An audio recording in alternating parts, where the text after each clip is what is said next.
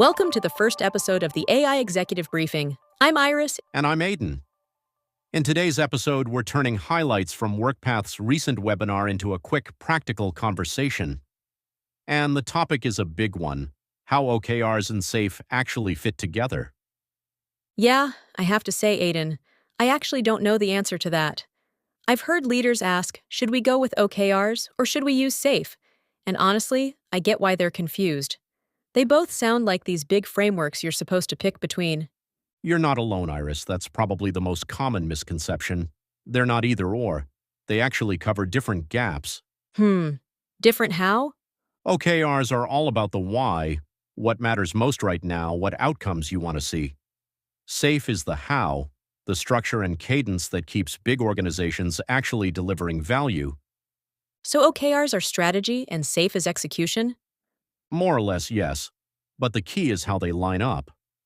OKRs usually run quarterly, sometimes half-yearly. SAFe works in program increments, 8 to 12 weeks. They're close enough that if you sync them, you get a rhythm. Set the focus, deliver against it, check if it worked, then adjust. Okay, but doesn't that sound a little too easy? I mean, in reality, strategies end up in decks, and no one looks at them again. Exactly, and that's the danger. That's why OKRs matter. They force the strategy out of PowerPoint. Instead of asking, did we launch the project? You ask, did we actually achieve the outcome, the value we wanted? And then SAFe closes the loop by making sure teams are building things that tie back to those outcomes. So it's not simply an output anymore, it's outcome. Exactly. Okay, give me a concrete picture. If I'm an executive, what does this look like? Okay. Let's say your objective is to become a leader in eco-conscious mobility. A key result could be increasing adoption of your new route planner by 30%. That's the OKR. SAFe then takes that outcome and breaks it down. An epic to improve routing, a feature to add nudges, another to track analytics. Teams deliver those in a program increment. And at the end, you don't just check if the features shipped, you check whether adoption actually increased. And if it didn't, the answer isn't, well, at least we built it. Right. You revisit the work, not just tick the box. So where do people usually go wrong? Well, 3 places. First, they just rewrite KPIs as OKRs. Maintain uptime, for example, is a KPI, not an OKR. Second, they create way too many OKRs, more than 6 per level, and you've killed focus. And third, they set these OKRs once and forget about them, and then 6 months later they wonder why nothing changed. So the fixes are kind of boring. Fewer, clearer OKRs that are reviewed regularly. Exactly. Boring works. That makes sense. But how far down should OKRs actually go? Do teams need their own? Depends. Portfolio OKRs are non-negotiable. Value stream or agile release train or ART OKRs are helpful if you've got lots of teams that need a shared direction. Team-level OKRs only if they reduce confusion. If they just add admin, skip them. So it's more about clarity than coverage.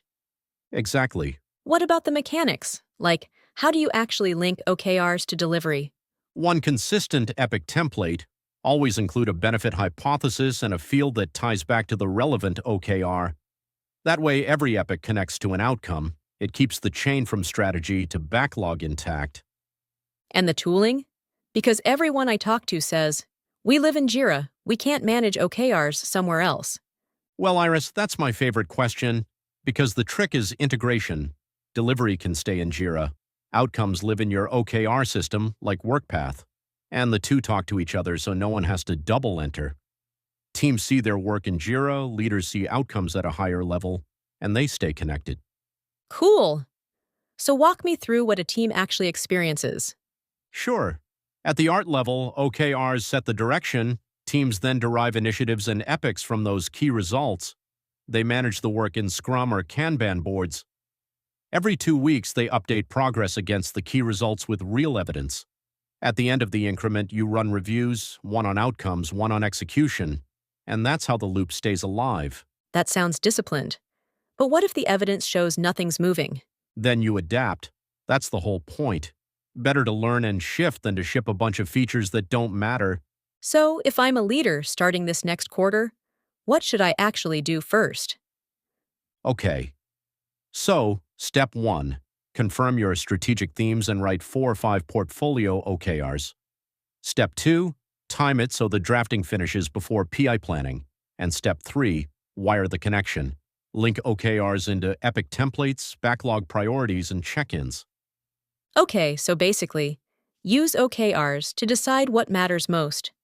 Use SAFe to make sure those things actually get delivered.